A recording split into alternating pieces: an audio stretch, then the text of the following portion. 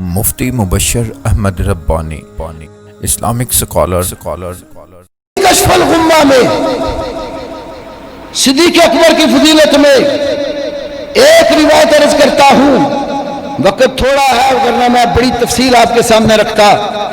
ابو بکر کے تو فضائل اتنے ہیں، اس کے لیے کئی مجھے خطبات جمعہ چاہیے، لیکن میں ایک واقعہ عرض کرتا ہوں اور اس کے ساتھ قریب دور کا ایک واقعہ ملا کے بیان کرتا ہوں۔ 1987 میں جامعہ سلفیہ فیصل آباد میں پڑھتا تھا۔ اس وقت جامعہ سلفیہ فیصل آباد میں میرے جانے سے پہلے ہماری جماعت کے بہت بڑے عالم مولانا محمد صدیق کرپالوی مرحوم شیخ الحدیث تھے، اور شیعہ مذہب کی کتب کو بخوبی جانتے تھے۔ جہاں کہیں بھی مشکل ترین کوئی مناظرہ قائم ہوتا، علماء دیوبند، علماء بریلوی اپنی نصرت کے لیے مولانا صدیق صاحب کو لے جاتے تھے۔ میں ان کے گھر میں ان کی بیمار پرسی کے لیے گیا۔ حضرت چارپائی کے اوپر لیٹے ہوئے تھے، ہم گئے، اٹھ کر بیٹھ گئے، عیادت کی، پھر ان سے عرض کیا آپ اپنی زندگی کے کوئی مشہور ترین واقعات ہمیں سنائیں۔ کئی واقعات پیش کیے، ایک عرض کرنے لگا ہوں۔ فیصل آباد میں امین پور بازار میں مرکزی جمعیت اہل حدیث کی بہت بڑی مسجد ہے، وہ وہاں جمعہ پڑھاتے تھے۔ ساتھ ہی ایک گلی چھوڑ کر رافضیوں کی امام بارگاہ تھی۔ رات کا وقت تھا اور ایک ذاکر جوش خطابت میں آئے ہوئے مولانا صدیق صاحب کو للکار کے کہنے لگا، میں نے سنا ہے کہ یہاں بھی کوئی مولوی صدیق رہتا ہے، اگر وہ ابو بکر کو صدیق مانتا ہے تو میرے سامنے آ کر ابو بکر کی صداقت پیش کرے۔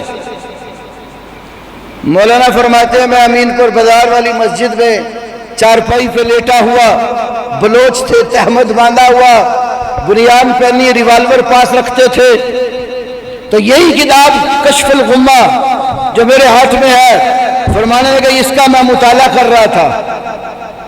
جو ہی اس ذاکر نے یہ چیلنج دیا کہ اگر تم ابو بکر کو صدیق مانتے ہو، میرے سامنے آ کر اس کی صداقت پیش کر۔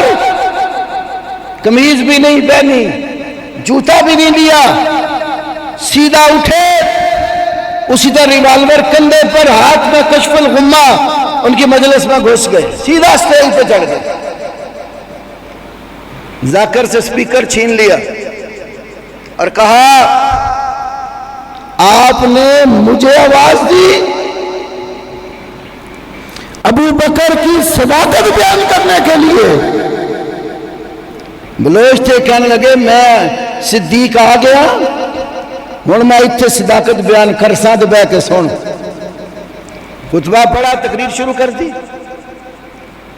اتنے میں دور دراز سے لوگوں نے جیسی آواز سنی، جانتی تھے ساری دنیا ان کو کہ مولانا صدیق صاحب آج مجلس پڑھنے پہنچ گئے، جمع ہو گئے، بہت دنیا کٹھی ہو گئی۔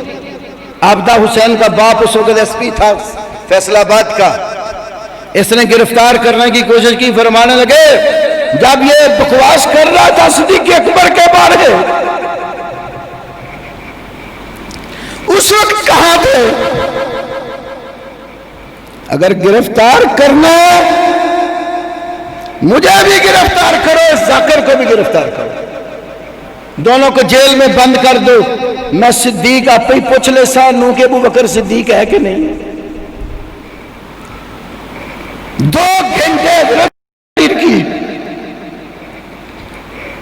یہ واقعہ انہوں نے سنا ہے جو میں آپ کے سامنے رکھنے لگا ہوں۔ کشف الغمہ صفحہ نمبر 137 جلد 2، امام جعفر صادق سے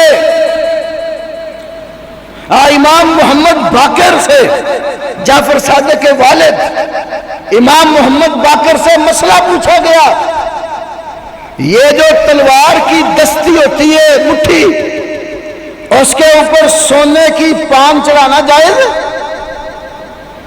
امام محمد باقر فرماتے ہیں لا باس بہ قد حل ابو بکر الصدیق رضی اللہ عنہ سیفہ۔ امام محمد باقر کہتے ہیں تلوار کو سونے کی پان چڑھانے میں کوئی حرج نہیں ہے، دلیل یہ ہے کہ ابو بکر صدیق رضی اللہ عنہ نے اپنی تلوار کو سونے کی پان لگائی ہوئی تھی۔ وہ تھا کوئی آصف رضا علوی جیسا دل کا کالا اور باہر سے بھی کالا، کہنا گا قلت فتقول صدیق، امام باقر تم ابو بکر کو صدیق کہتے ہو؟ قال فوسب وسبة واستقبل القبلہ، امام محمد باقر اپنی جگہ سے بڑی پھرتی کے ساتھ اٹھے اور قبلہ کی طرف منہ کر لیا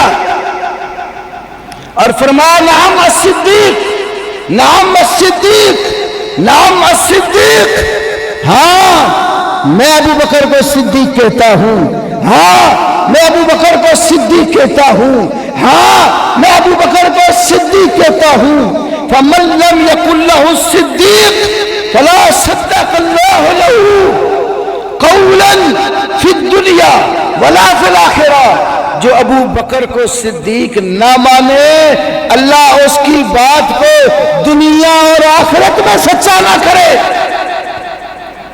اس لیے کہ قرآن ان کو صدیق کہتا ہے۔ قرآن